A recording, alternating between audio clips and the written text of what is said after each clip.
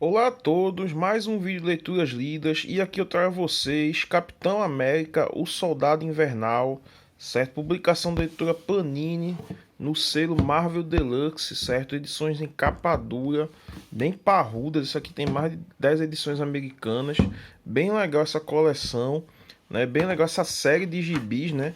Que eu tenho aí, ainda bem que eu tenho, e também acompanhei muito essa história, né? Acompanhei toda essa história, na verdade, em Novos Vingadores, e depois quando pulou para Capitão América e Vingadores Secretos, se não me engano, certo?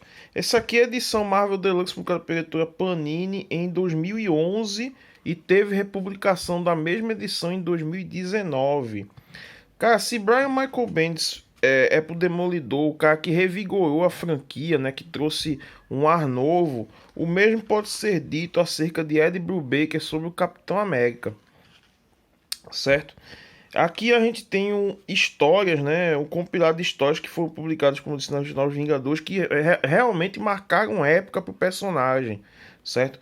São histórias muito boas, um clima de tensão, um clima de thriller político muito bom, né, com ação desenfreada aí, envolvendo o nosso Sentinela da Liberdade, certo? Nesse primeiro número, nessa primeira fase, né, o Ed Brubaker ele estabelece relações entre os personagens, né? Ele mostra que o Caveira Vermelha está de volta ativa em parceria com quem seria o novo antagonista do Capitão América, o Alexander Lukin, né? Nessa fase, certo? Ele estabelece relação do Steve Rogers com a Sharon Carter, né? Agente 13, e bota alguns flashbacks do passado do Capitão sobre a Segunda Guerra Mundial. Logo de cara, né? O Brubaker mata aparentemente o Caveira Vermelha, deixando todo mundo na lenda apreensivo, todo mundo doido para saber o que ia acontecer, certo? Ele limpa o terreno e relendo essa história, eu notei que ele deixa um pouco as coisas um pouco confusas, né? Ele bota o cubo cósmico na mão do Caveira, depois a gente fica sabendo que foi ideias de destruição avançada, uma facção da IMA, ideias de mecânicas avançadas que inventou o negócio, certo?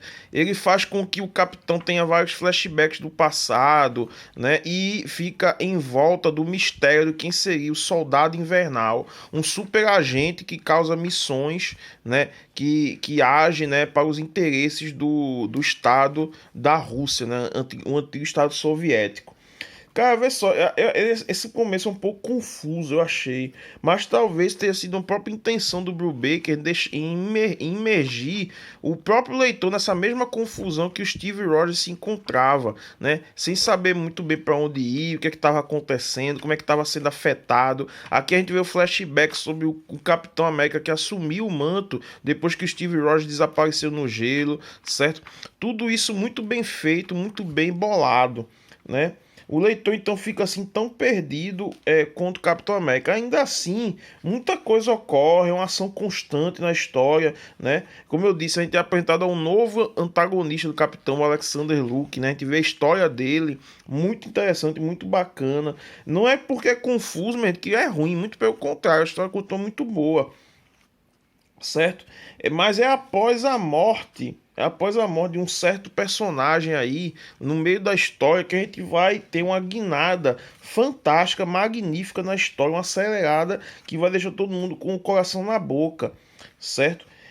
Parece que nunca vai parar, né? Nunca vai mudar. A gente tem um fato importante, né? Uma bomba suja estourada na Filadélfia, né? A gente vai ver que E sim, a história é o seguinte, né? O Alexander Luke ele se aproxima do Caveira Vermelha em busca de segredos militares e, na verdade, a gente vê que ele se aposta do cubo cósmico através do Bucky Barnes, que é o antigo parceiro do Capitão América, que foi capturado pelos soviéticos para se transformar numa espécie de arma viva em prol dos seus interesses. E enquanto o capitão tenta desbaratar várias facções de terroristas, né, e tenta ir a fundo a isso, o Alexander Luke usa o poder do cubo cósmico para conseguir cada vez mais poder e influência e ainda afetar a mente do Capitão América, que fica doidinho, querendo saber o que acontece. Como eu disse, a primeira parte do gibi é meio confusa, mas depois que é revelado que o Soldado Invernal é o Bucky, O negócio pega um fôlego excelente, né? Eu já começa com o capitão querendo invadir a base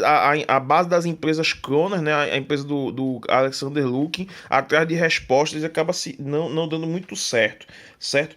O gibi é pontuado com várias partes, onde temos flashbacks do Capitão América, muito bom, certo? E toda essa confusão talvez tenha servido, né?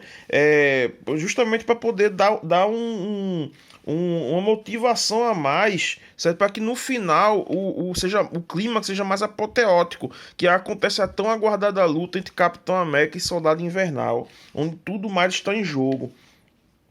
Pontuado com esses vários flashbacks da guerra, Bill Baker dá assim ares de thriller, né, para sua história de super-herói com o Capitão.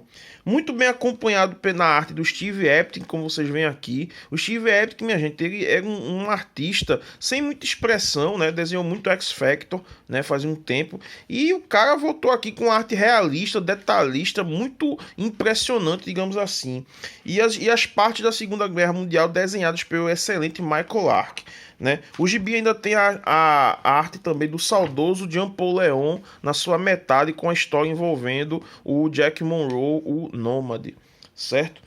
Muito bom esse gibi, excelente história. E aí na arte final a gente tem Mike Perkins, né, que depois vai se tornar uma espécie de discípulo do Steve Epting também no modo realista, né? Tem uma história dele, se eu não me engano, do Union Jack, que ele é uma cópia do Steve Epting mesmo, é cuspido e escarrado, mas ele tem suas próprias características, né? Não chega a ser uma cópia mesmo de fato. Cara, gibizão mesmo. Se tem uma série do Capitão América que vale a pena, além do excelente Mark Gruenwald, claro, que é o concurso, seria essa aqui. Esse aqui é o Capitão do século XXI, indiscutível. A edição da Panini tem as capas originais, eu só não gosto dessa arte aqui em volta. Pra mim podia ser arte bem grandona aqui, já pra, né, deixar a arte mais em evidência. E falta alguns, os extras são pouquinhos, é somente esse texto. Mas é isso aí. Concordam, discordam, diga o que acharam nos comentários, se inscrevam no canal, aperte as notificações. Obrigado a todos pela paciência e saudações.